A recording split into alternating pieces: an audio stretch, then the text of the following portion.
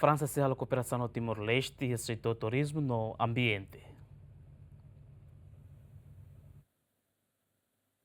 Vice-primeiro-ministro, ministro coordenador Assuntos Econômicos, ministro Turismo no Ambiente, Francisco Calboa de Laihateten, antes nem a parte a Soromalo ona o embaixador a França e a Jakarta, Indonésia, onde coalia com a cooperação entre a nação ruanian e a futuro. E a Soromuto da Ruacne, coalia com a cooperação governo França ao Timor-Leste, vai a cooperação no setor turismo no ambiente, também França mos halo ona investimento balon, liu e a Porto Tibar. França e a Jakarta não temos a Timor-Leste.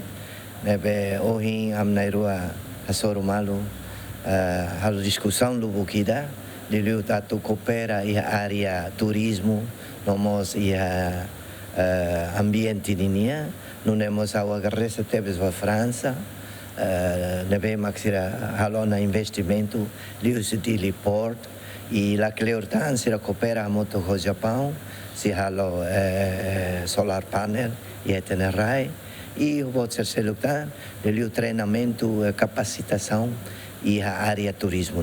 Embaixador França para a Indonésia no Timor-Leste ateten e a Soromuto o vice-primeiro-ministro halo discussão balon onde reforça a cooperação Timor-Leste ao França e a setor economia no mos turismo e a oportunidade de bot para Timor-Leste a tu serviço hamutuk. Prime Minister, we had an excellent discussions today on the way how to reinforce our economic cooperation. Timor-Leste is a priority for the French government and we want to develop our cooperation on every field. We discussed with the Vice Prime Minister about the economic cooperation, be it tourism, and we think there are many opportunities for France and Timor-Leste to work together on hospitality, gastronomy. We were also discussing about French investment in the country. We have a big projects regarding energy transition on solar energy especially. We are also working with the Ministry of Commerce and Industry to promote and help promoting Timor-Leste products. We finance a online portal made in Timor-Leste and we will be working on this.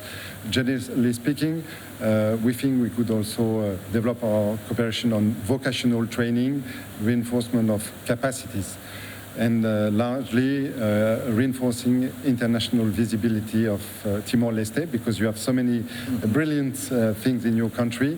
We think that in terms of soft power, France and Timor-Leste could work much more together. Além de embaixador França ou delegação MOS, a Soromalo o primeiro-ministro Kairala Sanana Guzmão colhia com a cooperação no setor economia, no defesa e segurança. Equipa cobertura, GMN.